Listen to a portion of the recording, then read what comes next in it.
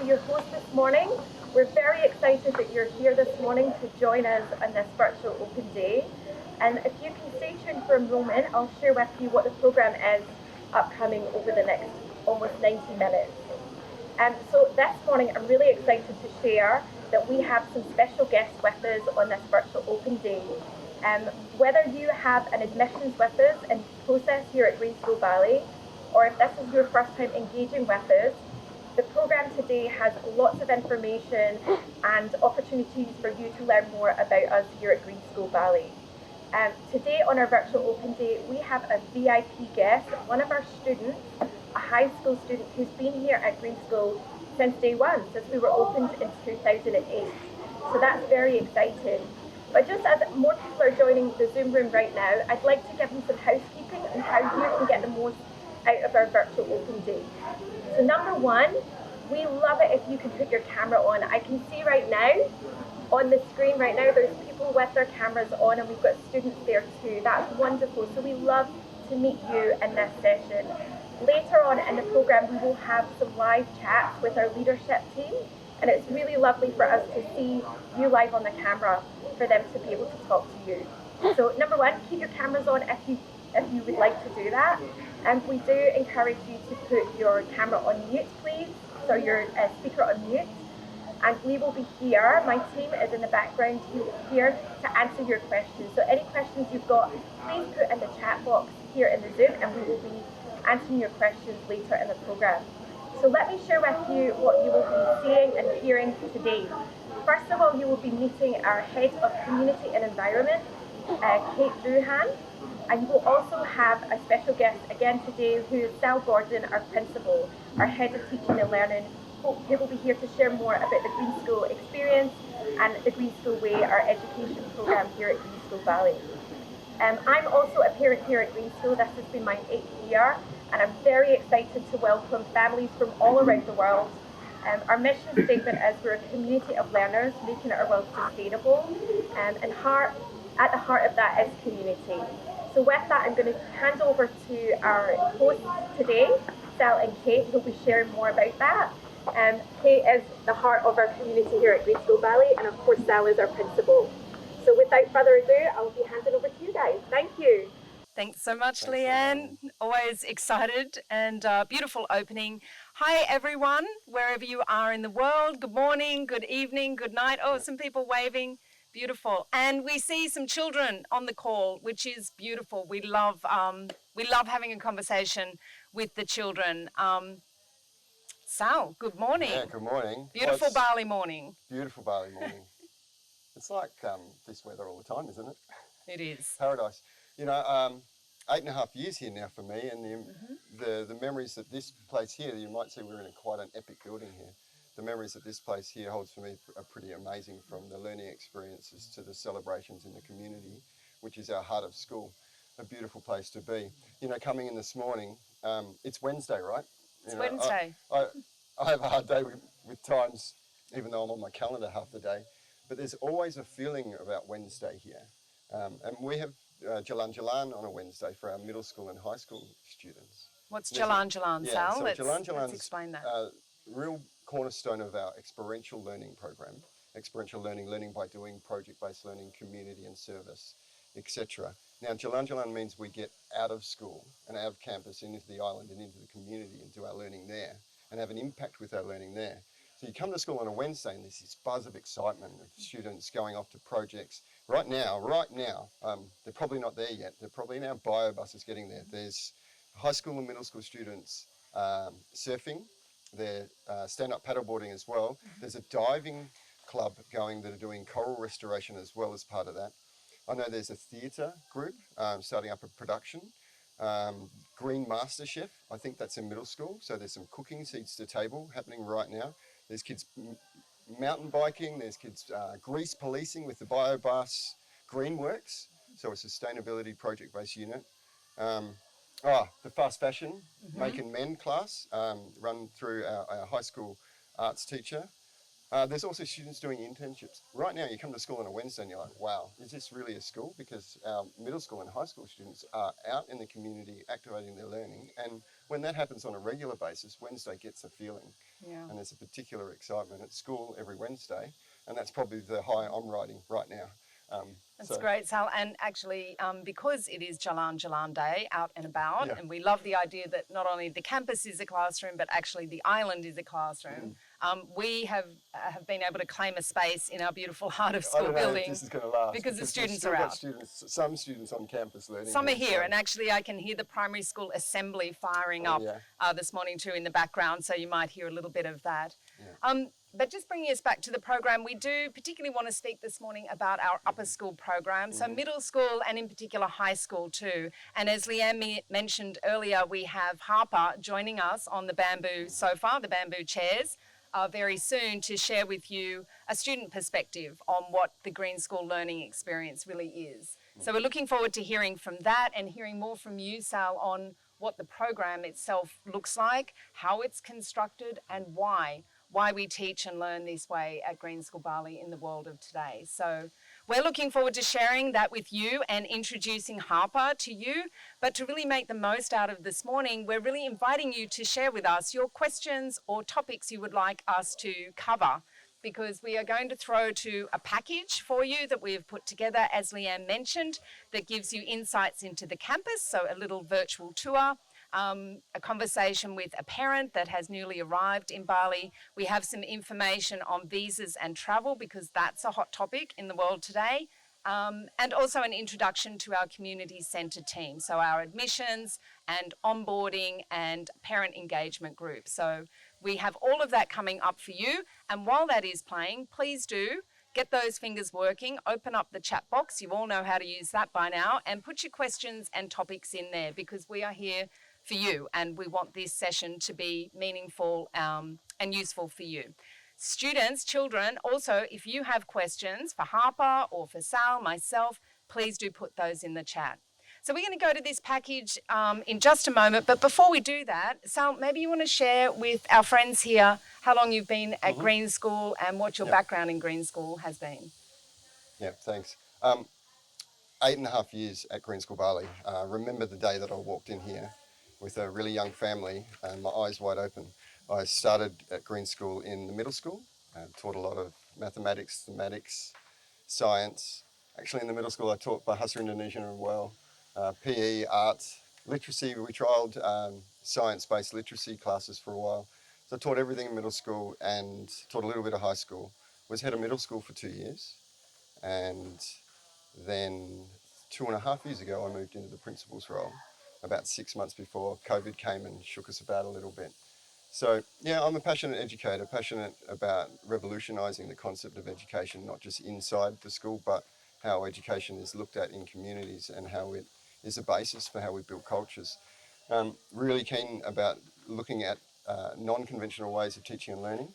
I hope today, always really exciting to talk about Green School, but looking at our upper school, our high school and middle school programs in particular, I hope today to shed some light on the frameworks that we've developed a new way of teaching and learning and a new model of school within there. There is a highly structured, well-documented curriculum that goes with this, lots of research. We've had like 13 years of probably the most awesome educators on the planet come here to help design what we think is not just a viable alternative to education, but something that education should be moving towards in general across the world. I'm always happy to talk about Green School. Check my stuff out on the blog because I've got some crazy mind wanderings there. Really excited to get Harper, a student here, because that's what it's all about, the students. Really get Harper. I think Harper will be the hot seat in the middle. Harper will be in the hot seat. Yeah, can't wait. And, I've known Harper since my middle school days, and it's going to be really exciting to talk to her about the student perspective. Yeah, that's brilliant. Thank you so much, Sal. And what we want to give you this morning is a real peek behind the curtain, a real insight into our high school program, and to share with you the sort of students that really thrive in this kind of context and with this way of learning. And we want to be open with you and, of course, authentic with you and tell you about the strengths of the Green School program, but also talk to you about the sort of students that are a great fit for the Green School Bali High School program in particular. But we're not just here to talk about high school. We will be sharing general insights into the school. So if you have a child that is not high school or ready for high school just yet, this session is for you too, and feel free to ask questions about other parts of the school. So Sal, that was a nice introduction from you and a little from me. So I am Head of Community and Environment at Green School. Among other things, I have the privilege of supporting the Admissions and Community Centre team, which supports incoming families all the way from application to onboarding to plugging into the community as a whole family. So as Leanne said, we're a community of learners and we offer programs and spaces, events and opportunities to network and connect for our parents as well. So that is probably the piece of my job I love the most. I'm also a Green School parent. I've been here for 10 years and my oldest two children have gone all the way through the high school and have graduated. And if you're interested to know what they're doing, just ask. I'm happy to share that. And my youngest, who started in kindy, this big in early years, is now in grade 10, the same grade level as Harper. So, a lot to share with you this morning. Please don't hesitate, put those questions, comments in the chat. Leanne is on the turntables. She is monitoring, collecting all of those questions, and we'll feed those to Sal, Harper and myself so we can answer for you. So with that, we are staying right here to open up the live Q&A in just a little bit of time. And right now we will go to this package of videos that have been put together just for you, and we will see you back very, very soon. Hi, I've made my way to the third floor of the heart of school. The heart of school is our middle school learning neighbourhood. I'm in a typical bamboo Green School classroom because you can see there is no walls. All of our classrooms are surrounded by gardens which our students play and learn in. We also have an amazing, beautiful river that's running really loud just down the hill, our solar farms, the iHub, the music centres, art centres, everything here is amazing and provides probably that structural, that physical campus that we know that at Green School Bali helps us bring a learning program to life. Our students are provided the opportunities to not just learn about nature, but learn in nature. We have 4 learning neighbourhoods. Our youngest learners, the early years, up to kindergarten. Primary school, from grades 1 to 5. Middle school, grades 6, 7 and 8. And high school, grades 9 to 12. At Green School, our learning is for now, not for later. It needs to be fun, but it needs to be meaningful, and that looks different in each learning neighbourhood. Our early years program is nature and play-based. Yes, students start to develop literacy and numeracy skills, but it's more important for our youngest learners to develop a connection with nature and a connection with their peers and a connection with their learning. In primary school, our students begin to learn who they are. They discover themselves, and our learning program allows that to happen. It makes that happen. The big projects, little projects, projects in the garden. Also strong thematics program connected to nature and sustainability. In middle school learning can become a little bit messy. Our middle school program is set up to allow students to elect certain parts of their learning program. So they have strong literacy and maths classes. They also have an amazing thematics program based on the UN Sustainable Development Goals.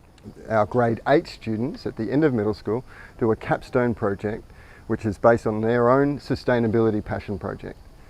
In high school, our students are ready to make an impact in the world. Our program allows students to develop the life skills required and the mindsets needed to take action and to use their learning. High school students do a lot of projects. Their culminating project, their Greenstone, is an amazing year-long learning journey where students choose a sustainability-based project and bring that project to life. We are a community of learners. It's not just a school community, it's about our local community too. We're not just an international school in an international bubble. We are deeply connected to our local community. I'm lucky to have with me today Ibu, how are you? I'm good, thank you Pak Sal. Selamat pagi. Selamat pagi. Ibu Dawi is a parent. Ibu Dawi has been on our board, and Ibu Dawi is an amazing, important member of our school administration team. Are you good today, Ibu? Yeah, I'm feeling very good. Talk to us about the types of connections that we have with the culture of Bali at Green School Bali. I feel so grateful becoming a part of this community because the local community here is really engaged and involved with the international community, and this is, I believe, that would be very important for our international community, because we can bring everything together, like we connect. If we have something in our local community, we always have a chance to bring that together within our community. And for example, if we have like every 6-month celebration here for honoring Goddess of Knowledge, that's called Saraswati. So we're inviting all the community to come. We have dance, we have gamelan, that every parent and their family can have it here together. So it's amazing. So we learn and we share and we celebrate together. That's what we're as doing a global here. community. As a global community. And other thing is also really, really interesting for me, so that this is becoming like the biggest reason for me as a parent to send my kids here at Green School. Yes. Tell us why. So, what's about Green School for a local student? As a Balinese community, we are like once again saying like this is a great opportunity that we have a chance to learn international education with that kind of standard, that they can improve themselves. I mean, our local children here, but at the same time, we have a chance to bring our culture also with them. But we learn a lot also from our international community, because this is like making a balance. The learning is definitely two ways. Yes, yeah. And we have a program, if there is no COVID, we have like an after school activities, we have a dance activities, we have a gamelan activities. So there's 37 local scholars at the school at the moment. Yes, at the moment. Yeah. And but we also, like you said, when we're allowed to fully open the campus, we invite more than 300 other local students to learn numeracy, literacy, English skills, but also sustainability education. Of course. Too. And other thing that is very interesting is also because we also still learn kelas budaya. Yes, budaya class and bahasa Indonesia. So we bring that together in thematic, and then even like they put it in thematic and making like a such ogoh-ogoh. Maybe you know that kind of parade that's very famous here in Bali. Yeah, before Nyepi Day. The big monsters. Yes, the big monster. But a lot of things is inside there, like the local wisdom is in there. Yes. That's beautiful. Thanks very much.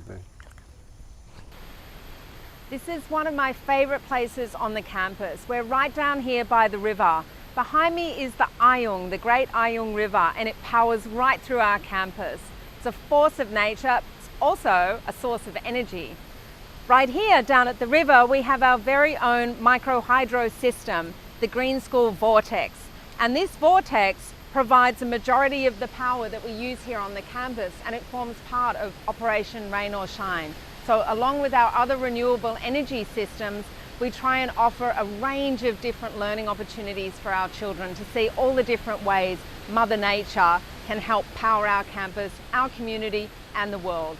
Clean, renewable, and reliable energy.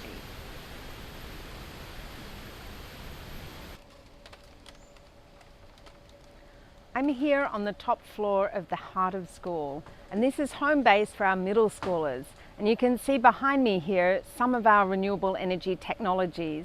We really love the idea at Green School that the whole campus is a classroom, the whole campus is a laboratory, and that we can innovate and we can find solutions to real problems right here on the campus. This solar system here is part of Operation Rain or Shine, which was a high school-led initiative that's ongoing, looking at understanding and implementing different types of clean, reliable, renewable energy right here on our campus.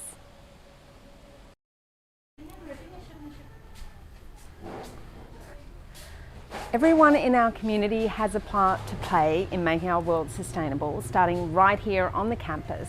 We have in our main car park our waste recycling centre, so all families can bring their recyclables there, sorted, to be responsibly moved on to recyclers on the island. But the very best of that trash we keep right here on the campus, because this is a resource for learning.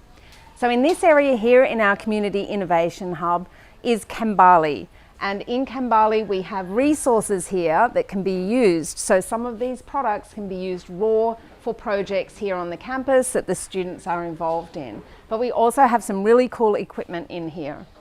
So we can take certain types of plastics and they can be processed into filament like this that can be further processed into a form that we can put into molds. So you can literally bring in some plastic trash and leave with a plate or a fork or a bowl or something useful. We've even had kids make recycled surfboard fins, which are really expensive here. So very cool product, limited only to the imagination. Here we are at the Human Resources Centre, otherwise known as the toilets. This is one example of our composting toilet system that we have at Green School. Composting toilets don't need to be nasty. We have a fantastic odorless, waterless, chemical-free system that takes human waste and turns it into organic matter that can go back into the earth in a really safe way. These toilets are really beautiful. Our parents helped design these structures.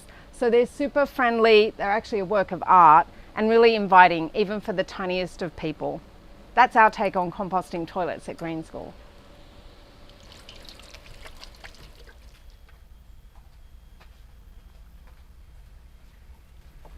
Just pulling up in the garage, friends. We ride in style and sustainably at Green School. Our biobus transport service normally operates 5 days a week, taking our children to school and back home again in the afternoons. Our biobuses run on used cooking oil, which the students are involved in collecting from hotels and restaurants around Bali. So it helps them dispose of used cooking oil in a responsible way, and it powers our buses. I'm not actually allowed to drive the biobus, but I am allowed to use this. So for any families who don't ride the biobus and have a diesel vehicle, they can fill their car up right here on the campus at the biodiesel pump station. As well as the biodiesel bus service and the pump station in the car park to fill up your diesel vehicle, we also have electric charge stations here on the campus. So electric motorbikes are a growing option for transport around Bali, and you can plug in right here. We're entering primary school, and in primary school every class has their own set of gardens that they work with. In the upper school the students work with more cooperative gardens and working with permaculture principles to grow things that are beautiful but also that are edible and medicinal.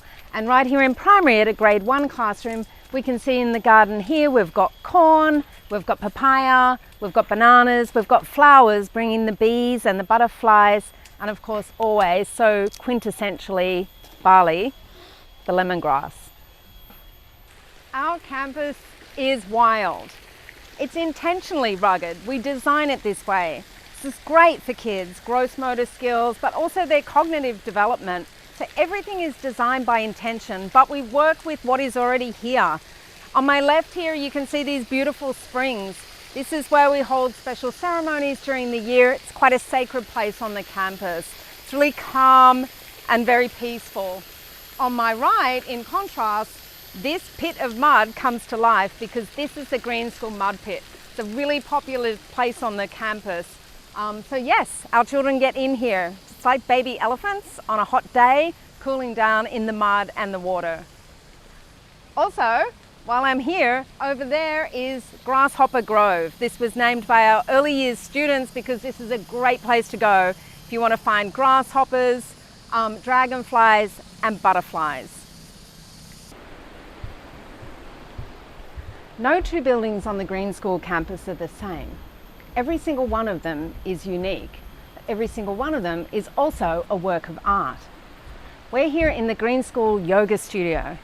This beautiful space comes to life when the children come in here for yoga sessions. Nothing is more beautiful than stopping in here and watching the 3-year-olds take yoga.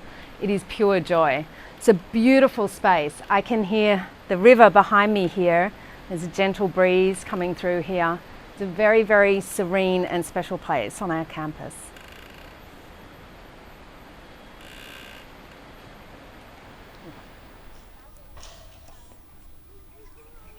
When we think about well-being at Green School, we think about the whole person, the social, the emotional, and of course the physical, and not just the individual child or the individual community member, but the whole community.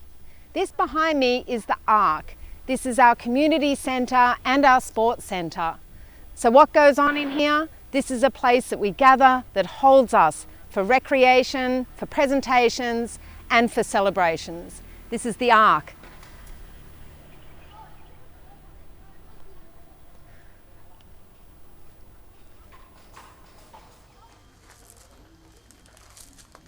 I'm here at the Bridge, and this is Green School for grown-ups. Talks, courses, workshops, socialising, outings in Bali all come through the Bridge. Right behind me here is our parent co-working space, but it's really much more than that. It's co-working, it's co-learning, it's co-creating, communicating, connecting, and building friendships.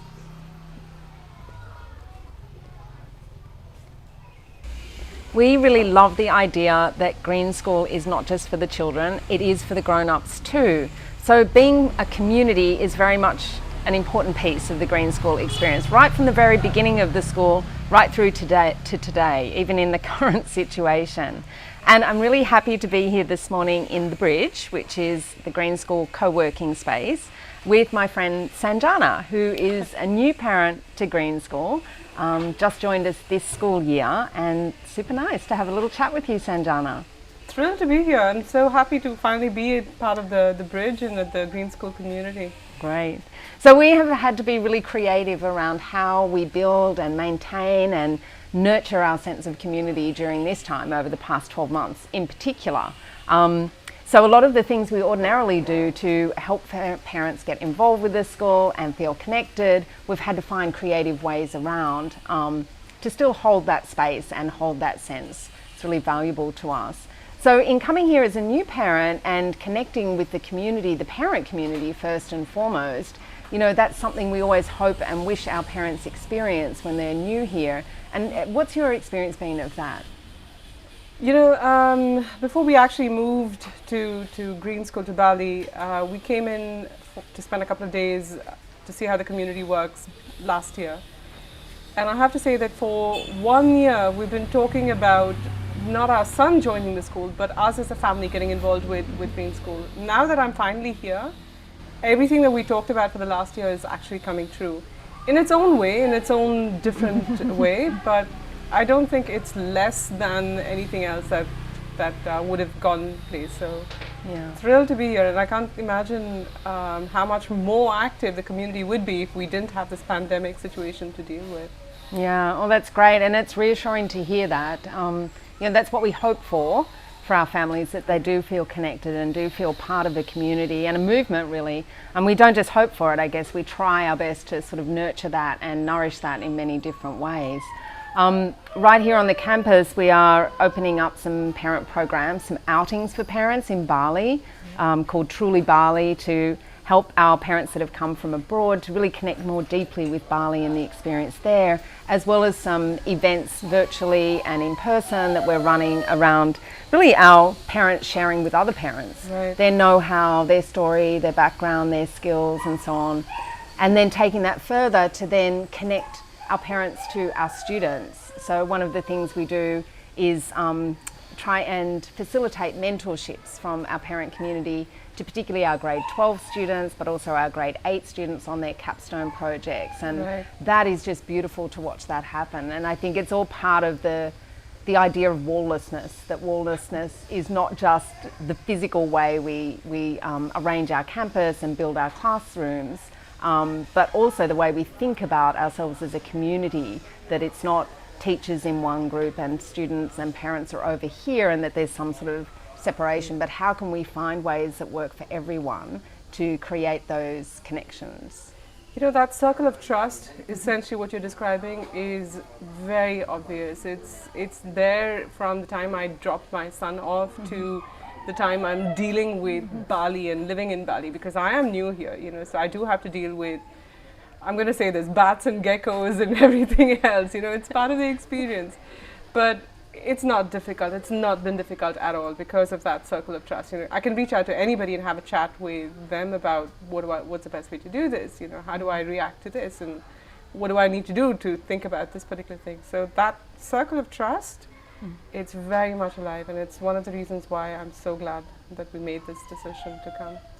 You know, Sanjana, we always encourage new parents to tap into the kind of the great font of wisdom that is our collective parent body, you know, in all things sort of living in Bali. You talked about the bats and the geckos and all of those things, and you know, the biggest sort of community of parents are really a hive of information and knowledge. Is that something you've been tapping into? All the time. You know, there's no question that's ridiculous to ask within that circle of trust.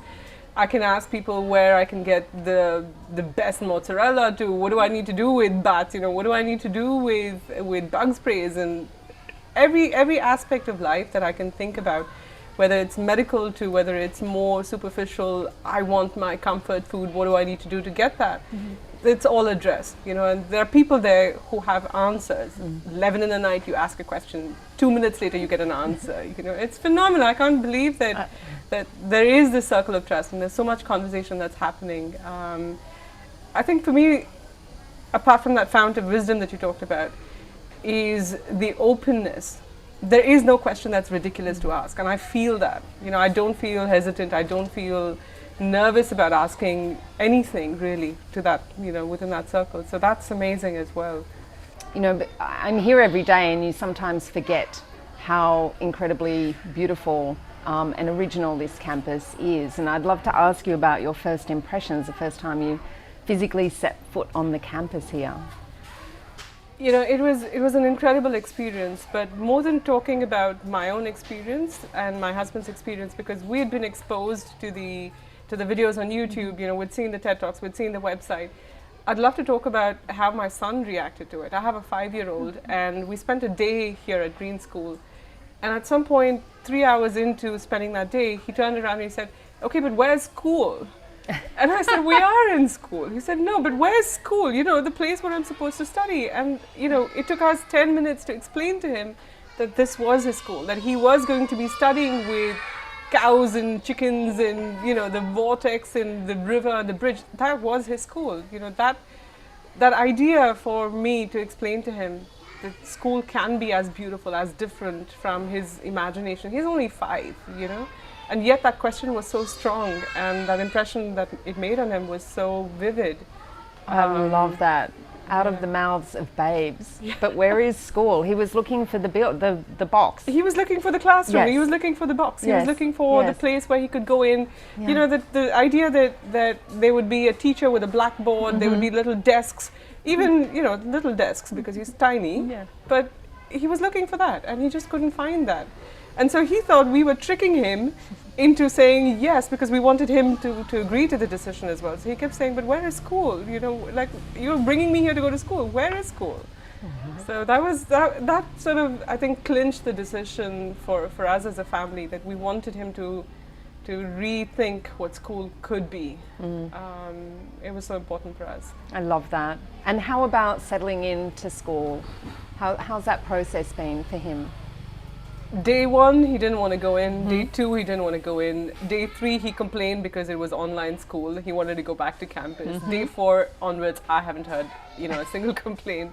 He's up at 6 a.m., which is, you know, phenomenal for me, getting ready to go to school and play with his friends. I think I have to say this, and I'm so grateful for all the teachers and, you know, for this community for keeping the school open. We spent 1 year last year not having this kind of interaction for him, and I know how much goes into that. So, thank you. Well, that's what we're here for. That's what we do, and the energy, the colour, the movement, the sounds of having the children on site for learning is a beautiful thing, and we feel incredibly privileged to have him here, and incredibly grateful to all our families too, particularly our new families that have moved across the planet to be part of it. So it's fantastic talking with you this morning, Sanjana. Thank you. It's anything I could do to talk about this. I'm thrilled to be here. Should we go and have a cup of coffee? Sure, absolutely. Hi, my name is Fabrice. I'm a Green School parent, and my wife and I have one daughter basically at Green School, and she's attending grade 11. I've been here for 12 years, so I've known, and I do know very well, the ins and outs of traveling to Bali, living in Bali, and I'm happy to come here and share some tips with you. And next to that, I do also have a business, a travel business, that is basically helping and assisting people travel, especially through these troubled times. So to come to Indonesia, indeed, you do need a visa, and there's different types of visas. What is very important is that this is a very fluid situation, and that means that between now and when you plan to come in August or later in the year, many things might change, regulations might change. So it's very important that you stay in very close contact with school, and so that we can give you the most up-to-date information. Some families have a lot of experience already traveling around the world and sometimes resettling already, being expats, knowing the expat life. And others, it's your first time packing up your stuff and relocating on the other side of the world. And it's a huge decision. But always remember, especially with Green School, you're never alone. You never stand alone. You have a whole community around you.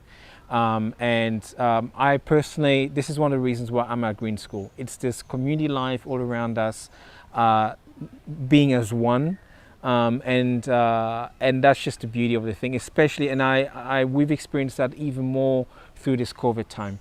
So what I would recommend is, if you are still where you are and you're making your plans and you're trying to figure out how and what, make use of that community. And that means make sure that if you're a Facebook user, that you use the Green School New Families page, that you join the Green School New Generation page. There's a housing page, there's a travel page. We've got WhatsApp groups for communities and for the community living here.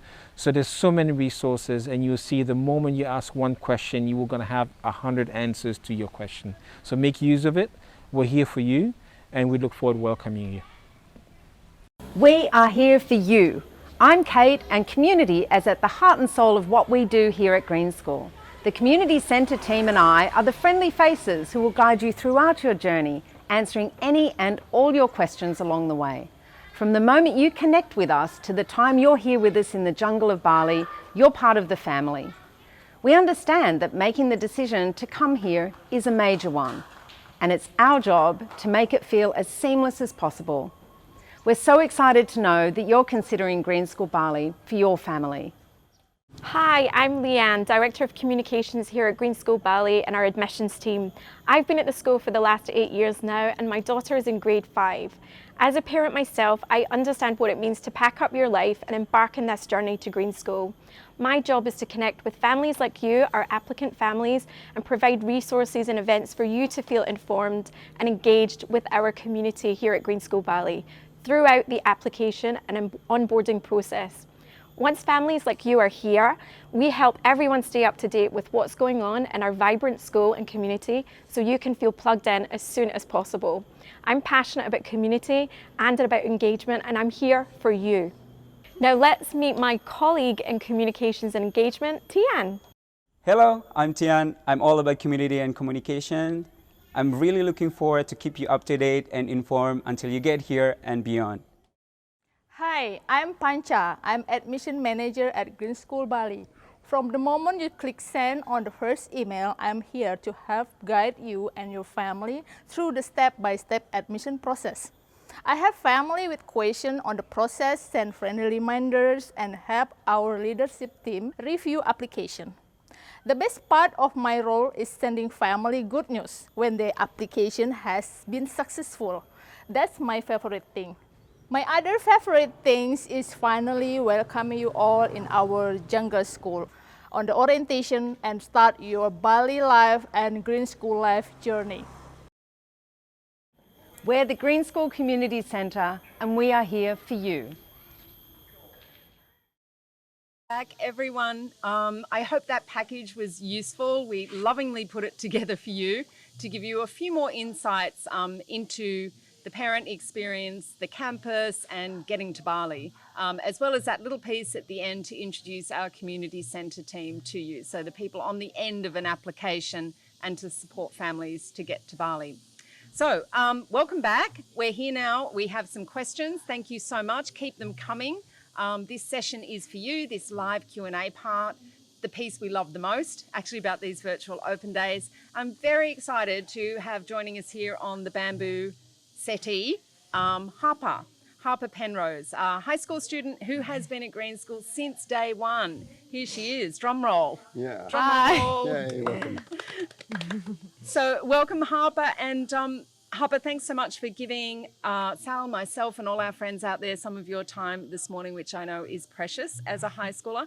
And what are you missing out on this morning by joining us here? So right now, since it's Wednesday, we have Jalan, which I think Pak Sao touched on. It's like this 4-hour class every Wednesday where we usually go out of campus and yeah. So for my Jalan that I've picked this block is Greenworks. And so we basically all have sustainable projects that we actually initiate, and we're doing like active, sustainable things like in the world, in Bali, going out and kind of independently working on that. Yeah. So this program is particularly really student-led, right? I mean, it's about you stepping up and being supported to take action on real problems and finding real solutions. Yeah, we basically all find our focus within sustainability and find a project that we want to focus on for the rest of the block in the class. Oh, it's fantastic. Thanks so We much, talk Harper. about blocks. Well, let's just ask Harper. So you've been at Green School since the beginning. So that means you started way back in early years. Yeah. Yeah?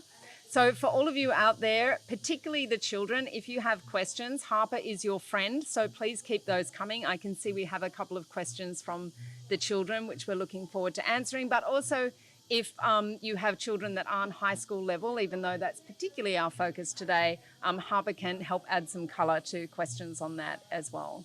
So thanks so much, Harper. And Sal, before we kick off with the questions, maybe you can add a little bit more colour to what the high school program is really all about and the type of students that we love to have in our high school program. Yeah, I'll get to that bit. I think there's a time here that I also need to sort of provide a little bit of an overview around the learning program at Green School, because we do say it is a different type of learning program. There's enough information on the website that I hope people are looking at. But it's important for people to know when we have been given an opportunity to design a new model of school, about what it looks like, what it does, what the learning involved. We've taken that very seriously, but it's taken 13 years to get to a place now we're in a really strong position in terms of the learning program. Now that has come about because of particular strength in what we call the frameworks of learning at Green School Bali. So a framework actually gives us strength and structure, but allows us to bend and evolve with the world and with the needs of students around the world. So when we have some of our frameworks, we go, okay, so we've got 3 frames of learning at Green School Bali. One is a proficiency frame, a thematic frame, and an experiential frame. Now that proficiency frame is academic learning. We haven't thrown away strong academic subjects. You know, students in high school, middle school, etc. are doing algebra, they're doing pre-calculus, they're doing chemistry units, biology units, they're advanced literacy classes.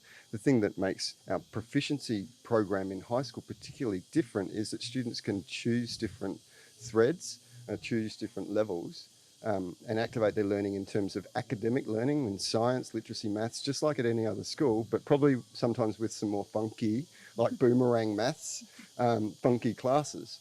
So there's a proficiency frame, and that's strong across the whole school, but it's important to know that the high school program has a highly documented, well best practice proficiency academic program.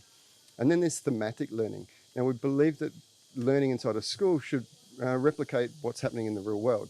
And what's happening in the real world is a whole heap of interconnected different systems all playing a role with each other. And so we design learning experiences like that. We blur the subject lines. You can do a thematic on oceans, on social justice, any sort of sustainability-based issue, and bring in art, music, maths, literacy, history, geography, science, and make an amazing learning experience based on a theme rather than a subject. And thematic learning across the school and in the high school is very powerful and very real.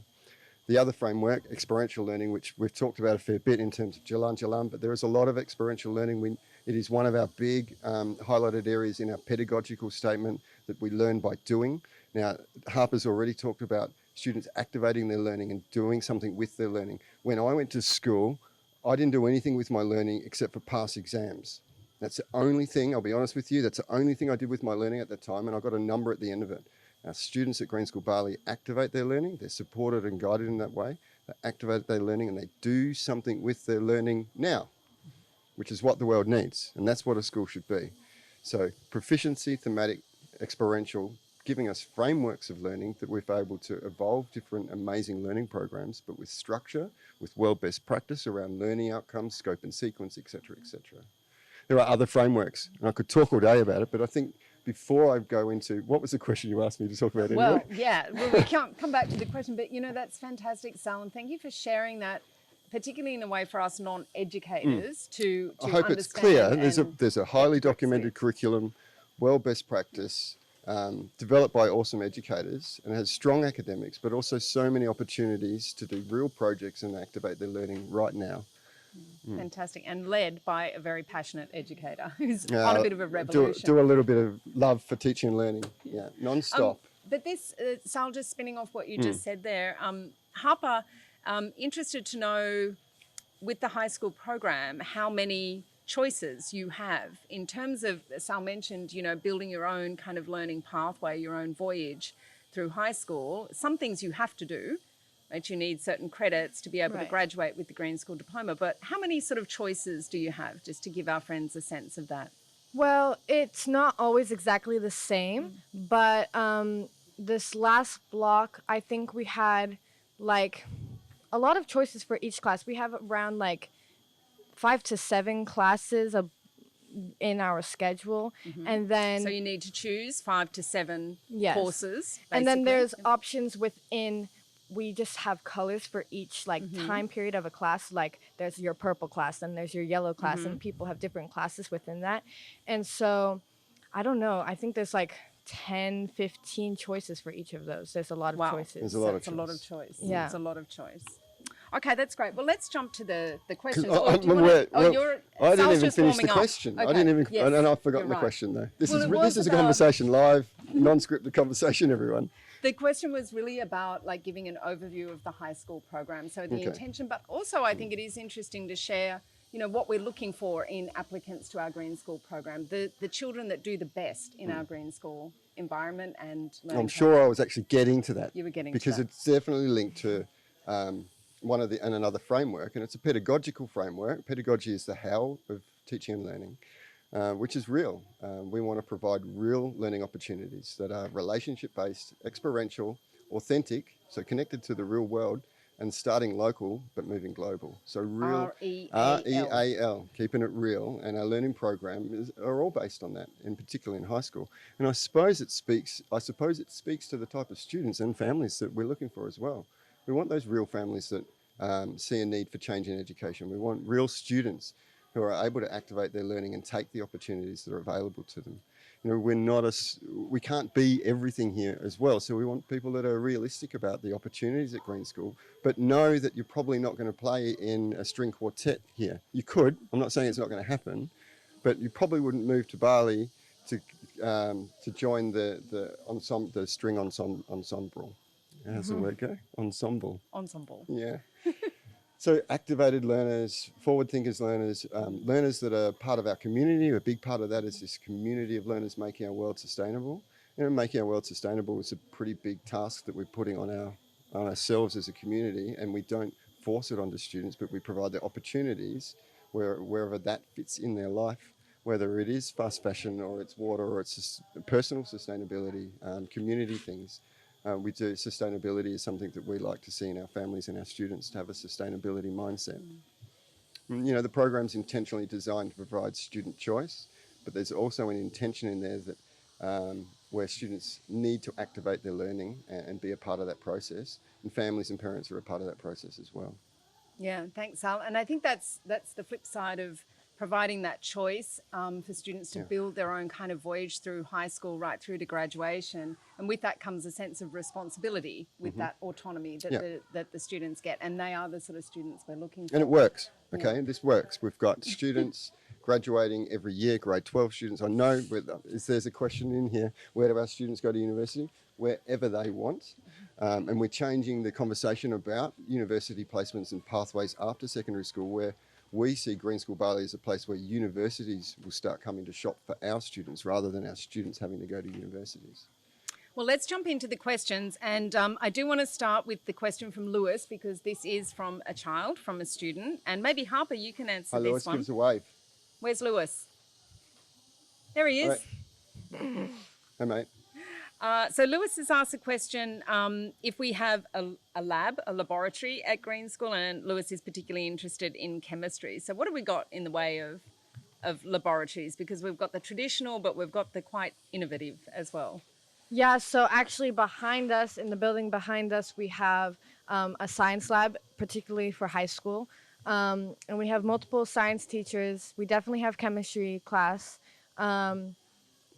I mean, for me, I don't take that much science. I haven't had chemistry yet. I probably will. But I'm not sure. I think that's the only science lab. Yeah, we do have what science. Other lab are you talking about? We have the biolab as well, which is in yeah. the iHub, which we do a lot of sort of top The level iHub chemistry being there. I'm here to translate for you. So the iHub is our community innovation hub, which is a zero waste makerspace, basically.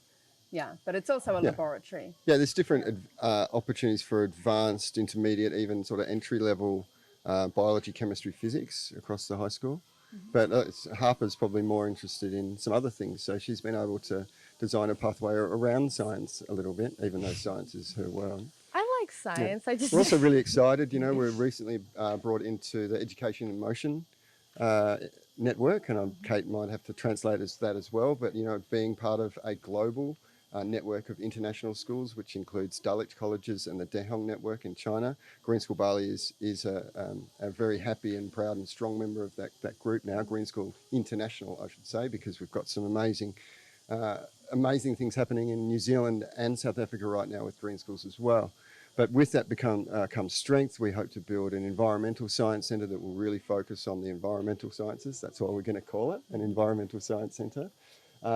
Science is really important, and it's important to me personally and individually as an educator that, you know, science provides solutions. And there's something that's happening this week in the high school, which we haven't said at all. You know, the high school students have created the Sustainable Solutions event, which is connected to, you know, COP, and students across the whole school are running a full day of sustainable solutions, of speakers, workshops, other activities. There's a community event at the end. There's a bit of a Fridays for Future March, all student-led, student design, all around sustainability. So if it's sustainability, I know there'll be a lot of science in that day as well.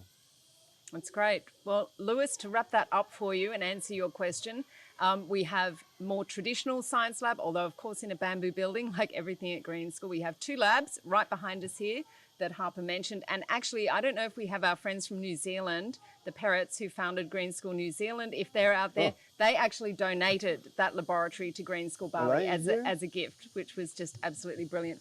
We have our Community Innovation Hub, which has lab space in there as well. And we have an environmental science centre that is coming and will be here for 2022-23. Okay, so next question. Does the school make arrangements for students to engage with and learn from Balinese art and cultural communities? Maybe, Sal, you can have a go at this, and then Harper, if you can give us a practical example of what that might look like for a student. Yes, definitely across the school. Bali, not just the art, but the culture and the language, celebrations, a real integral part of our community. You know, we're definitely not a bamboo bubble in the jungle, an international school that's disconnected. One of the most amazing things about Green School Bali is our connection to our local community. Those connections are strong, they're reciprocal, we learn from them and they are learning from us as well. We're definitely a Balinese global community in the jungle, making our world sustainable. We've got some really strong connections to our Balinese community through our local scholars program. There's about 37 Balinese students, I think, at the school, which is such an amazing thing to have. We've got a Cool Connection program, so that's a local students that aren't Green School Bali students. They come into Green School after school. That's restarting now after COVID. But also, you know, the opportunities to learn and the concept of your community and your campus being part of your the classroom. You know, Bali Arts comes in there really strongly. We've got an amazing Balinese Indonesian teaching team as well here. They're able to bring that to life. But I don't see a day go by, and I could look around here. I'm looking at a Bahasa community display with Bali arts, with weaving and things, just over there. I don't see a day go by where Balinese either arts, culture, community, music isn't a real part of the community and the learning for everyone. So, you know, yesterday, Sal and Harper, you know, we had a lot of rain, and I saw some students from primary school leaving the campus with umbrellas, basically, that they had woven together with the palm fronds they had learnt from one of our Balinese art teachers down in the primary school, and they had made their own umbrellas, an organic, completely compostable umbrella. So it's kind of everywhere, intentionally and also just organically through our community. And Max has actually asked a question about whether primary students learn languages, and Max is a child, a student. So hi, Max, shout out to you. And yes, we do, and that's a big part of it. But in the primary school, but right through the school, learning Bahasa Indonesia. Bahasa Indonesian is a requirement here in a for formal us. way, In but a also, formal of way. course, informally, Sal, because we're here in Indonesia, in Bali, so we can use it throughout the day here to show respect and gratitude and make friends. Yeah, I don't know if Max is the question. I don't know if it's an other language. You know, we're an English language school. Part of today's session is Clarity as well, English language school. Through the lower school, early years and primary, there is a real focus on Indonesian language and culture. In the middle school and high school, you do have the opportunities later on to do some language lab and learning of other languages, but we don't, and it's Clarity again, we don't offer a thread of French or Spanish or German or any other language. You know, we've got a pretty global community here of about 50 different nationalities, so it is it's impossible to provide a language learning program for all of those people. So we've got strength in our Indonesian language program, and we provide opportunities for students probably more independently to learn different languages. Done in primary, certainly a more structured program, but also woven in throughout the day, just within our community here. But Harper, just in terms of engaging with Balinese art, with Balinese craft, music, dance, and just the culture generally, I don't know if you want to give perhaps some examples to our friends. Yeah, I've had multiple classes about different kinds of Balinese arts, like Balinese puppetry, offerings. There's multiple classes I've had in the past about Balinese culture because it's an important part of our lives. So not only language, but also just, cultural things. I remember at the beginning of Corona, we were reading this book that was written by a Balinese author, and it was like about Balinese life during the colonization with the Dutch. And then, like, as well as reading that book, we also every class time would learn to make a new like Balinese craft. So that was cool. Yeah, beautiful. So getting the hands-on piece in there. So I think that's right, and it's also a bit about our values as a school too. For most of us here, we are the guests. So in terms of our values, we want to show respect and gratitude and tolerance and equity, and so learning some of the language and understanding the culture at least a little bit is something we feel is actually a shared responsibility for us. And in my grade in particular, we have a lot of local scholarship students. So it's sort of like equal and like, sometimes they'll just be speaking Indonesian throughout the day. So you sort of are forced to learn Indonesian outside of class as well, because to talk to them, that's what they like to talk in what language they want. Thank you, Harper. Okay. So a question about technology in the day-to-day curriculum.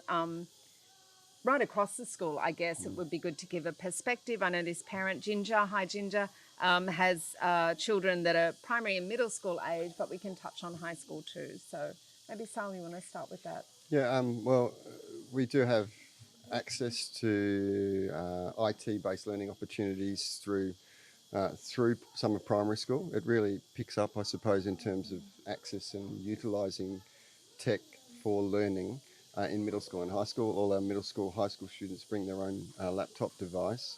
We like to think that we can provide an opportunity to learn some of those really important future skills that are most of them tech-based, whether that's coding or robotics. There's different elective options for those. We run most of our classes in middle school and high school through the Google Suite, so there's a real IT connection there of sharing and learning together in a virtual way. There's different options, but part of it also is to be mindful that we don't want to go too far into that. And I know from personal experience, when we did jump on Google Classrooms, for example, in middle school, we all went too far into access and use of IT.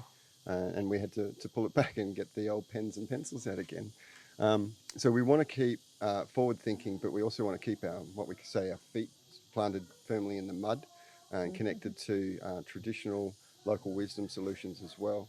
So there needs to be a mix of that sort of high-tech new, but also reconnecting with our local roots and more sort of soft human skill things as well. Bit of a mix, but there's a fair bit of tech and IT learning, particularly in middle school and high school, but we don't overdo it. We don't overdo it. And just to answer the additional question about who provides what, so in the primary school, the school provides equipment, iPads and Chromebooks for when students are learning that way, and then from middle school up, every student provides their own laptop. Yes, as part of the learning. I think that probably covers that one. Let's jump along to different topic completely, sport. Let's talk about sport. Harper, maybe you can start. What's your take on the sport programs here? And there's another question about whether parents can help participate in our sport program. But maybe you can just share some of your take on sport, the Green School way. I think we've gotten a lot better in general at sport. I remember, so there's something in Bali called BSSA, where it's like all the international schools kind of compete together in sports. And I remember we weren't so good at that before. Oh, yeah. Oh, that's the way you think we're better. No, we're highly competitive now. Harper's talking about like us playing sports, structured team sports, really. Yeah. Basketball, soccer, volleyball, athletics, swimming and cross-country across the whole calendar of a year with the other schools. So we do training and things like that, like other schools, and then we go off on Wednesdays normally and play other schools around the island, and then there's normally a final series as well. There's sport like that, but there's also like options to choose different physical well-being programs through middle school and high school. The choices become quite there's a lot of different choices. But Harper's, it's okay. Like Harper, you're probably, I'd say that I've seen you in lots of theatre performances. I see you in lots of project-based learning classes, lots of sustainability classes. And again, like Harper's just one example of a student that's motivated and has found a passion and a sort of a pathway and has activated that. And I don't think, correct me if I'm wrong, but sport probably isn't a big part of that. My sport right now is hip hop. So we do provide opportunities. So if you don't want to do, a structured basketball unit, then you're doing hip hop dancing in your sport. Do you want to show us a few moves? No. No? And the classes are actually right next to my office, so I do get to do a bit of this in my office when that high school hip hop dance. It's really fun. fun. Also could be building a new garden bed. I know we have some physical wellbeing classes come up that are helping to build a water harvesting system. So we have students digging a hole for that, digging a hole. But also moving rocks in and so on. So it has a purpose. And so the competitive sport program forms part of it, but it's not our biggest thing at Green School. And I'm really glad these questions are getting asked because it is our opportunity to share really openly what we do at Green School and where we put our energy and our focus. Yeah, I mean, we all want to provide, or we all individually, I want to develop physically. I don't want to get old and fragile. Yeah. But that means something different to me than it does to you probably, and we provide those options for our kids as well. The sense of team and all those sorts of things. I know we always do very, very well in the cross country because our campus just keeps us very, very agile. It's cross country all the time. Yeah, a lot of steps. But we also have something that's become really big in high school is house sports. So we have like, if you know Harry Potter, kind of like houses, but it's the elements, so it's earth, air, fire, and water, and you're just randomly put in one, and then you get to like mix grades and stuff for that, and work together and do some games great. that are like It's Funny, more Harper hasn't holistic. been. Harper hasn't been to any other school. More holistic approach to it though too. Other because schools all have houses. oh Yeah. Oh yeah, it's not just Green School. People That's are probably awesome. familiar with that idea of sport houses, Great, but Harper. actually it's a bit more of a holistic approach because there are other things that students can do to support their house and sending their house up the leaderboard, from how they're demonstrating their values within the community to more intellectual kind of pursuits and games and challenges, as well as the physical pieces. So thanks so much. But while we're on the topic of sport, we have a question here about our gymnasium, which if you haven't seen, Leanne will probably put a link in the chat there to some pictures. So we have the most incredible gymnasium in the world. I think I can say that. It's a bold It's definitely the most statement, but I think beautiful. it's true. It's definitely the most beautiful. Amazing, stunning building, bamboo, the biggest bamboo arch building in the world, with a floor that is made primarily from recycled airline tyres and a water harvesting system that the high school students are implementing. So it's very, very special. Check out some pictures of that. Okay, so we have some questions here from Janie. Thank you so much, and we might take these because there's a whole swath of them as kind of rapid fire. How are we feeling about that? All right. Okay, all right. I don't know if I can do. Yeah, I'll do rapid fire. Here we go. Rapid fire. I'm going to send the first one your way, Harper. You ready? Yeah. Okay. What is a typical day at Green School? I can't do rapid. That is so okay. Everyone has a different schedule in high school because we all have different classes that we've picked. But basically, you usually on Mondays have sort of a thematic. Mine is I'm doing like a mental health class, and then you have snack like for like 10 minutes, I think, and then you have a proficiency, either literacy or math. So there's different levels of math that you choose to be in, and then also same with literacy, different levels. Some examples for literacy, I'm reading King Lear right now in mine. Another literacy class is doing like writing a children's book. I've only said 2 classes, but that's not very rapid. Lots of things happen. What are you doing in maths? So I think Math, I'm doing Math 2, the boomerang one. Oh, the boomerang maths, looking at With quadratics and Ibarena. polynomials. Yeah, Looking it's at what, mostly Sal? functions. Functions, yeah. Yeah. Really cool ones. Polynomials, yeah. Okay, sounds Quadratics. great. Sounds great. I think the point is it is always a combination of, we want intellectual challenge, we want academic, robustness to the program, we want the kids to get hands-on, we want their well-being to be taken care of. The programs are sort of put together that way with that theme of environmental sustainability sort of weaving throughout, and that's everything from classes and courses to what you eat for lunch, the food we provide on campus, how we deal with our waste. So and that sense of community. So there's so much in there that could be shared, but I hope that gives you a little taster, That was tiny rapid little fire. taster. Rapid fire, well done, Harper. There's no way you can answer that rapid fire. Okay, Well next done. one. Good Maybe I'll answer. take the next one. What are the demographics of the student enrollment? So we take students from all corners of the globe. This year we have welcomed around 50 new families. Even in these COVID times, we can support families with visas and with travel advice, actually getting to Bali and settling into our community here. Super excited about looking at the year ahead and welcoming new families. We have around 40 to 50 different nationalities in the school.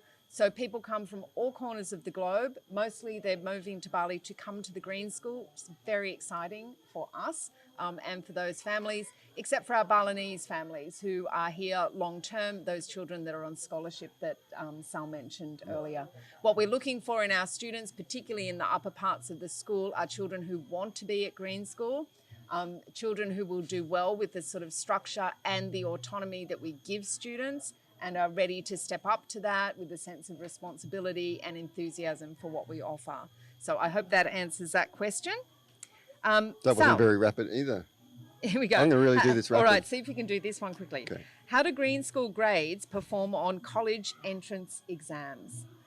Yeah, all our students, once they either transition out of any grade back into a home school or conventional school, We collect information. None of our students struggle academically. Our high school program provides a high school diploma, which is equivalent to a US high school diploma. It's our high school program. Our whole school's got WASC accreditation and Indonesian International School accreditation. Being in the EIM network is also going to help us. Our students, choose to go to university often. Students have gone to, I think it's about 70% of our students from high school, grade 12, actually choose and go to university straight out of school, which is pretty good. The other 30 are probably going off to run businesses and do different things.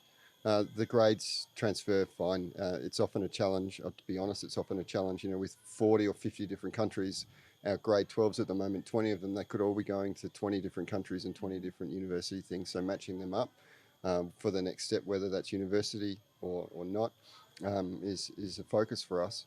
But, our program here compares to anywhere in the world, and our students go anywhere they like afterwards and thrive. Yeah, and I think it's right to share. Still We wasn't don't rapid fire, focus though. a lot on standardized testing with our students, and sometimes we do need to sort of not kick the door open at universities, but nudge it open a little for our students. And it is often the case that universities want Green School graduates because they do stand out from the pack. So students like Harper that are diving in and kickstarting projects, running things independently, really getting the most out of the program, that graduate with a portfolio, an e-portfolio. Have you got an e-portfolio going? I have like half of one. Half a portfolio, that's all right, you're in grade 10. When I went to school, I got a number at the end of it on a certificate, and our high school students here get a number. Well, they don't, they get a diploma. They also leave with an e-portfolio, they leave with a Greenstone TED Talk style description from themselves about their learning and the impact that their learning's had on the planet. Our high school students, they're pretty awesome, and they leave this place and go out and shake the world. Yep. But I think it's, if your child really has their eye on a particular university that has a particular entrance requirement and it is more traditional in that sense, there are lots of schools out there that can support children on that path very explicitly. What we're offering here is something a little more holistic while maintaining that pathway option for the students who want that as well. And that's our commitment to our kids here. Yep. Okay, next question Still under the not heading of rapid rapid fire. What types of extracurricular activities are there? All sorts, from sports to arts to theatre. We've had to slow down with COVID and doing sort of after school extracurricular things, but we're amping that sort of up right now. Even what we're doing now for middle school and high school, most schools it'd be extracurricular, sort of outside the classroom learning. Strong sports program after school, strong music and arts if you want, a lot of options. But to tell you the truth, you start a day of school here at 8:15 and by 3, going through the jungle, out into the community. It is kind of nice and warm here. Let's say warm is a nice way of saying it. Most people are pretty exhausted by about 3 or 4 o'clock, and It's a big day. it's a big day. But I have an extracurricular which is GSSA. Okay, yeah. And that stands for Green School Student Association. Basically, it's like the school council, and that's What are like you doing a there? strong one that's been What does the happening for a while. GSSA do? What's the student association do, Harper? We do a lot. do a lot. I think we plan a lot of events. We get like forums from school that we organize, like to see what the students are thinking, what the students are lacking, wanting, what is going well, and just basically hearing anyone's problems and solutions, and getting student voice to be heard. So it's really our student council, led by high school, and the student council has 2 seats on our school board. So student voice is very important to us and very important to the students as well. All right, let's keep cracking on here. Are there what type of volunteer opportunities are there at Green School? Well, there are plenty. It's always a happy matchup of what parents are passionate about, interested in, and what the school wants, needs, and can accommodate. It can be anything from a parent coming in, being a guest storyteller in primary school, right up to right now we have some parents that are helping us build a climbing wall on the campus and everything in between. So yes, plenty of opportunities for parents to get involved. Most parents come here and one of the first things they go is, oh, I wish I could time travel and come back and be a student and be at school. But then they realise that there's so many opportunities through the bridge and other sort of community events for them to actually reignite that love of learning as well. Not just learning, but activate and being part of a community. Yeah. It's so not, true, this Sal. isn't the school that you just drop your, well, you can, I suppose. You can just drop your kids off and then pick them up in the afternoon.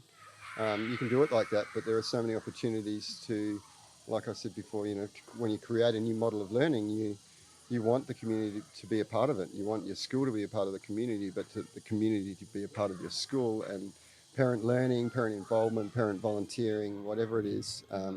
You know, last week, Halloween.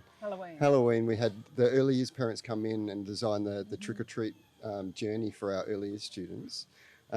Just an example of parents wanting to be involved. And I spoke to some parents that day, and I said to them, like, oh, my parents didn't get involved in school at all, and it wasn't even really an option. But all of the parents here feel like they're coming back to school themselves and are able to learn in and with the school. But just being a part of a community like this is one of the most awesome things about joining Green School Bali.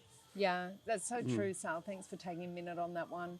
So we have been very intentional at Green School around setting up Green School for grown-ups, because you're right, when we come here, we all, or many of us, really want to be part of it in some way to give and receive from the Green School experience. So Green School for grown-ups is really our parent engagement program with talks and workshops, a co-working space, areas to socialise, network and contribute to the school. So it's a beautiful program and it's open. All our parents are automatically members of the Bridge, and that's where all of that engagement is facilitated. So Get ready fantastic. to get busy. All right, next one, Harper, dress code. Do we have one? We have a sort of dress code. It's very lax. So We have dress guidelines.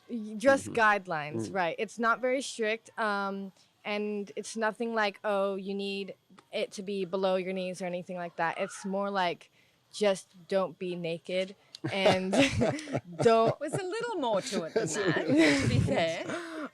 Don't be naked. Out of the mouth. All right, clarity. We said there's going to be clarity. Okay, so like basically if you have a really short top and really low jeans or something, like if your full torso is out, that's not great. And then like, yeah. We ask that people genitals. dress respectfully. Yes. In a particular situation. We're a school here. We're in Indonesia. We ask for people to dress respectfully. I know that there'd be, you know, there's obviously a different dress code for the students going surfing right now and off or into the community. But you know, it isn't. I don't think it's as lax as Harper's saying. There's just a different way of looking at how we want our community and in particular our students to be able to express themselves.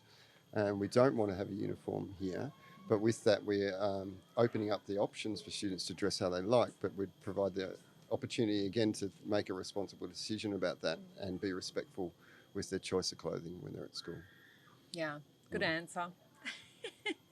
Similar I think the to code says you need a top with a front, Yes. back and sides. Yep. And it's not whether you're male, female, your body size, what gender you identify as, like none of that matters. This is just what we ask everybody to go with. And then with that, you can be creative as you want. So if those pants you're wearing are pajama pants, that's fine. If that Bring it skirt on. you're wearing is a tutu, that's okay too. Well, maybe not the tutu, but you get the point. Yeah. So we want that individually. there's probably about 5 individuality. tutus in the early years right now. A lot of tutus in early years. Oh, But in everything, early years, you can like come to school as Elsa every day. It's great. You come to school as Elsa. Yeah. But I think one thing and maybe the parents would appreciate is that it is it's hard, which is great, for the community, the students here to fall into the kind of fashion parade sort of experience that sometimes can happen in a school, particularly where you don't have a uniform. And that's mainly because there's not a lot of choice about what you can buy here in Bali, but also everything gets trashed.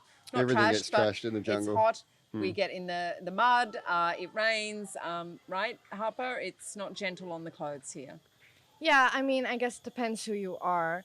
If you're getting in the mud, then yeah, you're gonna get your clothes ruined. But I mean, that's just a part of Part of the living life. I experience. don't know. Great. Love talking about dress code. Love talking about dress code.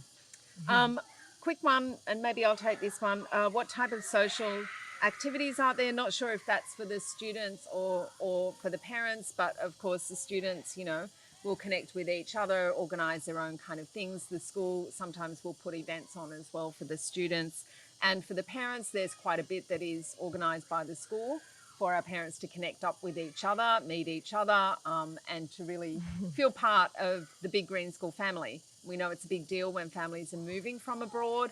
You need to find your tribe, you need to find your family, and you want to feel loved and supported and connected. And so we do put a lot of effort into that. How does Green School recruit teachers? Oh, that's difficult to do as a quick one as yeah, well, but have a go. All our teachers need to have at least 5 years teaching experience before they can even get a kitas of the working visa here, Indonesian regulation. We have a lot of fun recruiting some of the best educators around the world. We definitely look at professional attributes, experiencing things, but we're also looking for teachers that can collaborate and adapt, be creative. They want to be a part of something that's different. Often that takes hard work, so we want commitment and motivation. We advertise, logistically, we advertise on the website. We run Green Educator courses now. There's 50 or 60 in a current 8-week course. A lot of our hires come through that Green Educator course. It's a blended synchronous and asynchronous learning experience about being a green educator, from skills to projects to sustainability. We hire through that really well. We have different cycles of different sort of hiring needs like any school. But yeah, there's that formal qualifications, which is pretty standard in Indonesia, particularly. But also, you know, it's we hire awesome people. And I suppose, I mean, that's a testament to that is a lot of the feedback we get from alumni and from our students and community here, that, you know, probably one of the best things and most long-lasting memories that people take from here is the connection with the teachers. And I think that's across the board. Our students and also our past graduates who we've just sent a survey to check in on where they are and what they're doing in the world and their reflections. I think it's number one, isn't it? School teachers always number one. Number one. The most impactful. Most impact. Part of their Green School experience, the thing that has really impacted their lives, their values, their learning, their passion for lifelong learning, all of those things. So it's beautiful. Pretty awesome teaching team when you're allowed to design a new model and then a new team within that. You know, we've got some pretty amazing teachers and different. You know, we build teams that have different personalities and different passions, and that's important. You know, we teach out of the box, and our teachers we want to be thinking and probably, you know, a lot of the time out of the box as well. Yeah, and they're just really lovely, kind humans, aren't they, Harper? I'm sure you can.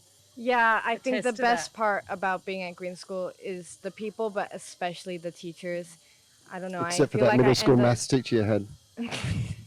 Fuck Sal was my math teacher in middle school when he had his dreads. Oh yeah, Harper was telling me that I looked okay this morning, but I look better with my dreadlocks. Yeah. Yeah. Back in the day. Back in the day. Okay, folks, I'm going to keep rolling it along. And Janie, we haven't answered all your questions, but we might come back to those at the end if we can, because I just want to make sure we've answered questions for as many people as we can.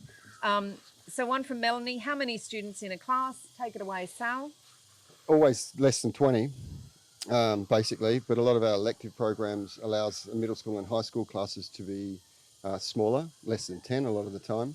But, you know, a student-teacher ratio is probably better than any school right now in the world, particularly in early years in primary. There's at least 3 adults in a room for primary and early years for every 15 to 20, maximum 20 students. You know, sometimes you'll get a class like your homeroom in high school, middle school, we have 20, low 20s, but then with the elective program, they go off into different groups and different classes. But I wouldn't say there's a class of active learning with more than 20 students in it happening at the school right now. Yeah, I think 20 is the max. 20 is about the max. It's nice. You know, we have classes of 4 or 5 kids, and they're okay, but you probably need a few more people in your little learning community for that class. I love teaching classes with about 12, 15 students. Nice, big enough mix. They were fun. Yeah. Okay, thanks, Sal. Question again, just about the diploma program and college pathways around whether college scouts come to the school, and also just on the high school diploma and how is it different from a conventional diploma, and how does that sort of play out for the students? And if I can just offer a little bit on that one before You've had we two start. graduates you've done the Yeah, I have diploma yourself. I have two graduates of my own, but also have been very connected to our alumni as part of my role in community to stay in touch with them. And it is not the case that every university, when they see a Green School diploma, will instantly understand and recognise it.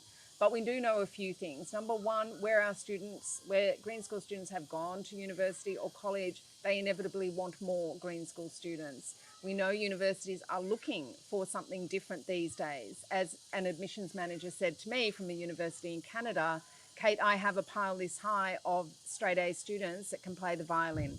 We actually need kids that stand out from the pack, that turn up, that are engaged, that have the kind of mindset, attitude and passion for learning that we're looking for. We want children with skills, not just knowledge. And so we know things are changing. We know a lot of our students will apply to more progressive universities and schools, and that plays out well. I don't remember any student out of Green School that has applied to university that has not gotten into university. Might not have been their first choice. Usually it is, but might not. But maybe that's more about what they're presenting and the competition rather than the diploma not being recognised. So we have a pathways counsellor in the high school, and part of her role is to go knocking on those university doors and make sure that they are having a look at our students. And we're able to do that individually because there's only 20 students in grade 12 right now and 19 in grade 11. So we're able to provide that student-centred pathway advice and support. The diploma, you still get a GPA, you're still able to do SAT prep classes, and we can help do that sort of stuff as well. So, it's definitely about the individual student and family and choice, but it's I wouldn't say it's, a set in concrete plan that we've got for everyone, because you can't have that. Every family coming from different countries, wanting to go to different universities in different countries, it's very personalised, and it's a real strength of us this year for high school to have that high school pathways coordinator. We run transition days in between the blocks, the terms for high school, which provide opportunities. They're mostly pathways days, so universities come into that and other organisations. Not a lot of difference, I don't think, from a standard US high school diploma.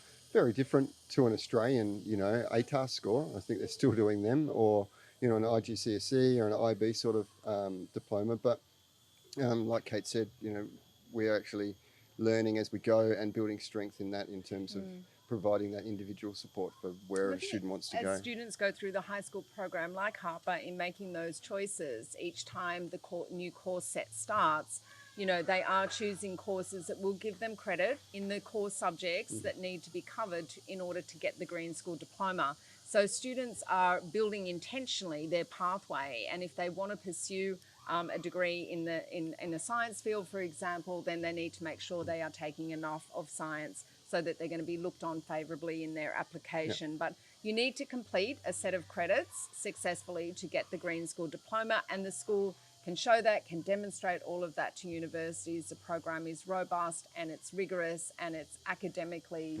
challenging, and all of those pieces. We don't hide any of this through the admissions process either. No, and I was going to say that. So we want to talk to applicant families about that and what your hopes and aspirations are for your child, what the child's hopes and aspirations are as well, and get to know you, because it really is a two-way kind of selection process. Actually, we have 7 credits that can be, so we have required credits for each class, right? Or like subject.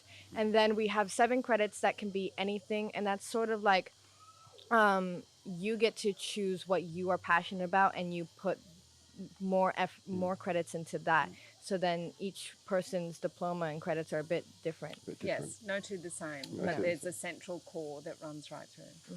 Thank you. But we have a high school profile. We can provide that to applicant families. You can see where our graduates have gone and which schools they've gone into around the world and so on, but also what else some of our students have done, because we have one student, Sal, that graduated from here and was offered a scholarship at Harvard and declined it because she's busy. She's busy saving the planet. And there was another one that was into UK somewhere who said no, and then 6 months later she was there lecturing on ecophobia and ecophilia. started her own foundation. Started her own foundation, and now she's sort of just guest lecturing. Okay, well, we could talk about that. There's so all much day. information. Importantly, like you know, we could just keep talking about it, but there's a lot of information on the website. The admissions teams, it's so awesome and amazing.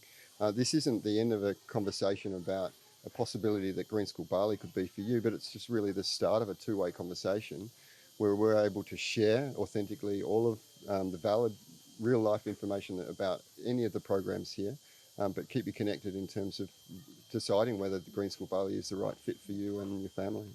Great. Thank you, Sal. Excellent summary. Olga, question from Olga just about her son applying to the 8th grade and what level of English he needs to have. So we will do an assessment as part of the application process, and we offer some ELL support, but also we also run a parallel program called Green School English that can support children ahead of joining the normal or the regular program. So very happy to share more with you I'd say on that, Olga. just on average, you know, just an intermediate, bit better than beginner English is fine to come in. There's a bit of immersion. We've seen it so many times through my time here at Green School, someone coming in, some immersion, some support, and other little ways that we can learn English together.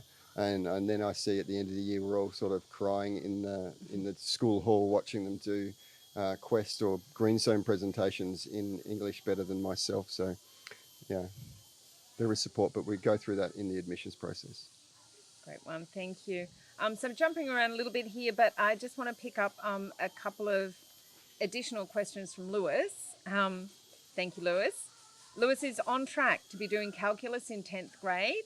I think this applies to everyone, but if I'm a student that is ahead of the normal pace, will I be pushed back or will the Green School adapt? No, we'll adapt. That's quick fire. Hey, I did one. Quick fire. We'll adapt. It's one of our strengths, adaptability. Green School skills, one of them is adapt. There you go.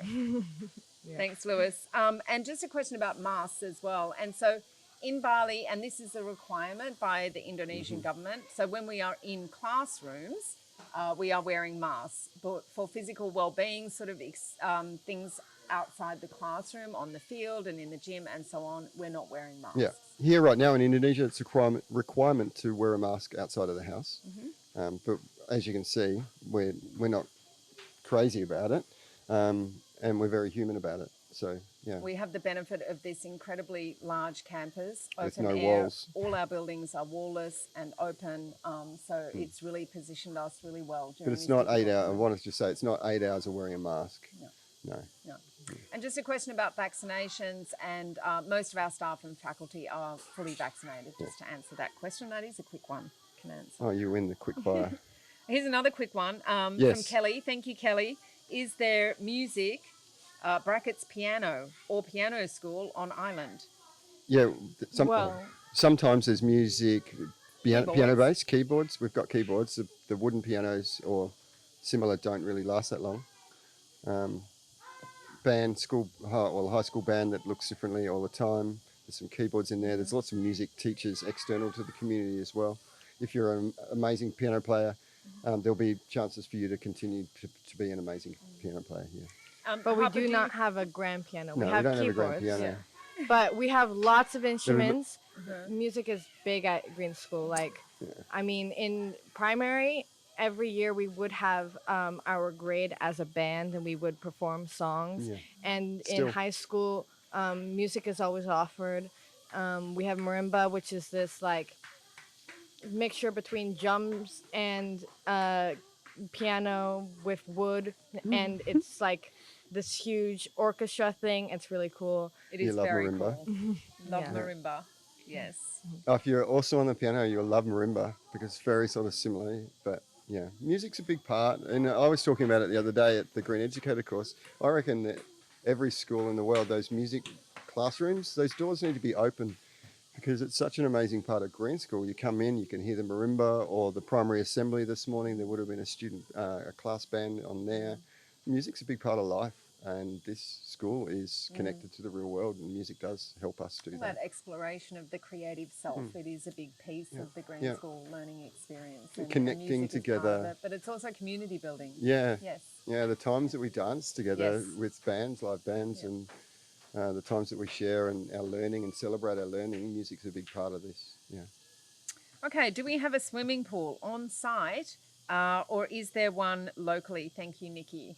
No and yes. No So and there is yes. sort of. There's a jungle swimming pool by a river. At the moment, it's Which not really isn't- in use. no, it's- since Corona. Yeah. But my mom used to use it all the time. And there are local normal sort of lap swimming pools around, and we do beautiful offer 50 swimming metre programs pool and things like that at different times. Yeah. There is a swimming inter-school at the end of the year, Competition. normally competition at Yes. the end. Yeah. It's my Running out of son's words. favourite. What time is it? Running out of words. Running out of words. So questions just about visas, so maybe I can just take that one. So as I mentioned earlier, we've had 50 families or so join us this current school year, so starting back in August. And the school has been able to support families in accessing visas to enter Indonesia and also to provide advice and even assistance with deciding on travel options and booking quarantine and so on. So at the moment, in fact, last night I just read that the quarantine for fully vaccinated people is going down to 3 nights. Don't quote me. We're yet to confirm, but it sounds pretty solid. So just a 3-night or 2-night, it's not clear, 3 or 2-night quarantine. And then the school requires an additional 3 days or so self-isolation before coming to campus. So things have gotten easier and easier, but even at the most difficult time, we were still able to support families to come in that were really motivated to come and be part of the school, and we're happy to do that. So we think and expect things will only get clearer and easier, but we really ramped up our support services to families during that time because we know it's a big decision to come across the planet at this time in the world. So we want to give a lot of love and support to the families that have come and are coming in January, and then let's see how things look in August, perhaps a little easier and more straightforward at that time. Okay, question here about grants or scholarships. Harper, maybe you can not necessarily answer that question directly, but maybe just share a little bit about your experiences being a student here alongside our Balinese scholars, because we do give scholarships, but they're exclusively for Balinese children. Yeah. Just explain like what it's like to Well, you have have classes a few with them. students in your class. It's actually a big part of the experience at Green School that doesn't get spoken about so much, but it's very, I think, special. Yeah, I think a lot of my friends that have been here for as long as I have been the Balinese local scholar students, and I don't know, they're like one of my best friends because I've known them for so long, and also since they have that scholarship, they seem they're really motivated to take advantage of all the opportunities at Green School. So yeah, there's some really great people, and yeah, I don't know.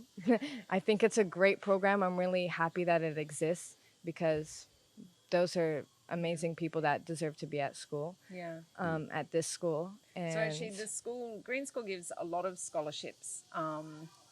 I think we have, as Sal said, around 35 or so students on full scholarship at Green School. But those scholarship opportunities are only open to Balinese children, and this is part of our commitment and our give back to all of us here having the opportunity to being here in Indonesia, in Bali as the guests, but making sure that we're not here in some kind of expat bubble. But as Sal mentioned before, really truly meaningfully doing our best to try and be connected locally and grounded and to give back in a really meaningful way. So thank you for the question. Oh, okay, Leanne's giving me a shout out that we have a question from a student. I just wanted to, before we jump to that one, and that might just about wrap us up, I think, I just wanted to quickly let you know, questions about admissions and the process, grade placement, timing, that sort of thing, please reach out to our admissions team on that because we can help you one-on-one with that. So generally speaking, we have finalised most of our placements for January. We have 2 intakes a year, in August and in January, the beginning of each semester. So we're finalising January enrolments now. Most of them are nicely tucked in, and our focus then is supporting those families to prepare, feel connected to the community way before they even start here, and then once they get here, settling in and so on. Then we're turning our mind to August 2022 and our incoming families there and beyond. So if you have questions, please don't hesitate to ask. And Leanne, Pancha, Tian and the team are there to help you. All right, let's check out this question that Leanne has highlighted. Olivia? Oh, okay, Hi, Olivia. great question. Hi, Olivia. How are the new students integrated by the other students? Great It's question. one thing we did pretty well here, because there's a lot of movement, and it's not that sort of school where there's one new kid that joins. No. You know, there's a whole heap. The community changes like that. We have different family, but also student opportunities to transition. We've just run a springboard camp, so sort of like a day camp sort of idea in terms of getting used to the campus and the experience. But in terms of individual students going into middle school, high school, it's pretty amazing community to go into with mentors and buddies. We don't just throw you in there and leave you alone. We look after you. And I suppose that's not me, but we as a community, from admissions to the teachers to myself, you know, it's really important to welcome and to support new people into Green School Bali. I think it's true to say that it would be a rare situation where a child does not settle in It takes really some time. quite smoothly, but it can take some time. And so we want to put some scaffolding around that and some love. And Sal mentioned the springboard camp, but also what we do before families even arrive here in Bali to stay connected to our families, not only the parents, but the students, the children as well. And then the springboard camp orientation and all that goes on in a classroom and a learning neighbourhood to support the student, the child to settle in. Harper, I know you were involved in the springboard camp, but also you've been here for so long. I'm sure you've seen so many new students arrive over the years. Yeah, I mean, usually people come here for like 1 or 2 years. So we're really used to people coming and going, and I think we're really excited when people come. Like, it's just a fun new thing that happens. And so it would be really weird if, I mean, we usually like come up and hug you. It's a little bit crazy. We're like, new people. So I think integrating is very easy compared to other schools. And sorry, what was the question?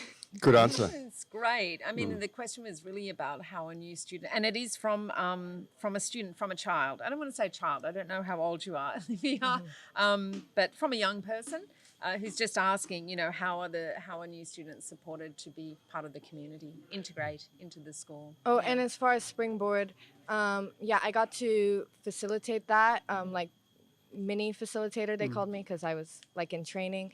And that was really cool to meet all the new students beforehand and, I don't know, have sort of like a fun camp thing going on and teach them a little bit about Bali and different things like that. Meet some friendly faces, find their way around, you know, all those pieces. I think we always want to come back to that. It's kind of a Maslow's hierarchy type approach, right, Sal, where we want the children to feel safe, secure, know what's what kind of on the campus, and that is number one priority, because only after those pieces are really beautifully taken care of can, of course, the learning happen and, you know, we really get into full flight in the Green School way. So we put a lot of love and care into that. And thank you, Harper, for being part of that. You're always such a contributor. Well, it starts now, in Starts a way. now.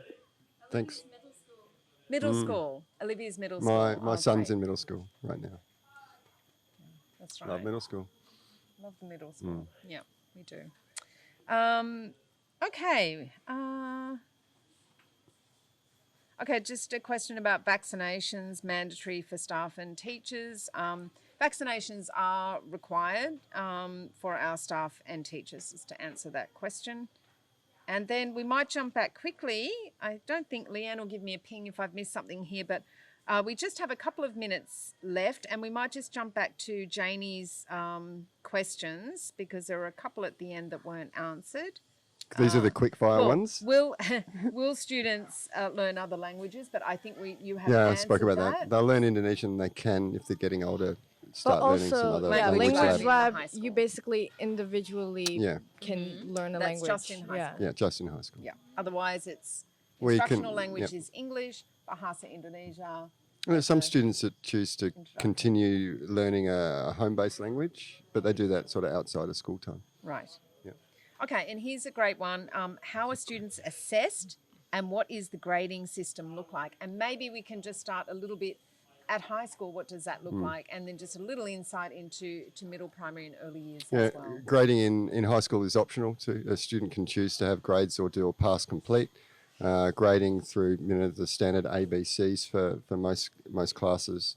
Assessment looks quite different. I think there are some formal, summative assessments. They'll be doing end of unit tests and things like that, but it's definitely not that number that's the whole. Here's your result for the class. We assess on skill-based learning. We assess on values demonstration. We ask students to reflect and assess on themselves. There will be ongoing assessment through different classes in different ways. Looks a little bit different to a lot of schools where we want our assessment to be holistic because the learning program's holistic. Some of it's standard, some of it's pretty green school when you're assessing for I respect values. Middle school down through primary, not so much of a focus on standardised assessments. Yep.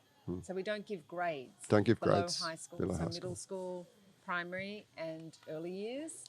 But it's not a grade-based But the best process. student report and assessments I've ever seen have happened here where a student's able to describe their learning, describe the challenges that they faced, describe the skills that they used to overcome, describe things that they knew before that they were able to use in that class, describe things that they learnt now that they know that they will use in the future. When you read some of the student assessments, the student reflections, they're better than any teacher comment I've read in a report, and they're better and more accurate a description of assessment of learning, because that's what we're talking about, than an A, a B or an 85%. I absolutely love reading the student reflections. It's a favourite part of my children's reports as they went through the school. But I think it's sometimes confusing for parents because the fact that we don't necessarily do standardised kind of testing or exams right through the school does not mean we don't assess students. So we do assess, and the way we assess is a little different, as Sal said, more holistic, and is delivered in a way that's not about giving grades until the students hit grade 9, right, Harper, and then that happens, right? So in high school, we need grades to get into universities and things like that. So that's why we have grades only in high school. But before high school and during high school, we have it additionally. We have the meeting expectations, exceeding expectations, and developing, I think. Yes. And then also, of course, teacher comment. They write a little reflection of their own of how they think we did in the class, and then we say what we liked about the class, what we did in the class, what we thought, how we did. So there's lots of elements in the report card, Yeah, that's great. Thanks so much, Harper. Well, I think that just about brings us to the end of the session. Before we do our goodbyes and thank yous, I just wanted to let you know that we will be providing a survey to you, and that might sound tedious, but it's super quick. It will take you probably 30 seconds. And if you could take that for us and give us some feedback, because we like to reflect too, and these events are for you, and we want them to be meaningful. Give me a grade. Go on. Give him I dare you. score. Exceeding expectations, not yet meeting I think I was a B expectations. plus today, maybe. A B plus. He's giving himself a B plus. Well, Harper, I'm giving you an A. You're an plus. A today. I'm giving myself a B. But A, that's not ABC, that's A for awesome. Thanks, Harper. You were awesome today. Well, there's always room for improvement. So please do send us your feedback. We are never afraid to hear that and listen to that and respond to that. So I just want to say thanks. Firstly, to you, Sal. Thanks for giving us some time. I know you are a busy human of Green School. Don't know if you noticed. I like talking about this place. It's a passion of mine. Always a pleasure. Make sure this is just the start of a conversation, yeah? Come and shake the education tree at Green School Bali. Fantastic. Thank you, Sal. And Harper, it has been a delight to have you here on the bamboo settee. Thank you for having me. Did you Very enjoy fancy. Yeah, it was great. Yeah. I think one of the things about our Green School students is that we love to build that nice, humility, but a really nice, strong inner confidence and those skills in communication and understanding themselves and being able to sort of turn up and be part of a conversation like this, which is not always easy, even for us grown-ups. So Well done, Harper. Excellent. Let's give Yeah, a round of applause. you guys Thank have you, been Harper. giving me presentation skills since I was 3. Yes, we have. Yeah. Our kids can talk at Green School. They Yeah. can present very persuasively. Okay, brilliant. Thanks so much. And thank you to Leanne, Tian, Pancha on the end of the admissions email, and the crew here that supported putting this together. And most of all, thank you, Thank you. for giving us some of your time today. It's been an absolute pleasure to get your questions and to see all those beautiful faces out there all around the world. So stay in touch with us. Let us know how we can help.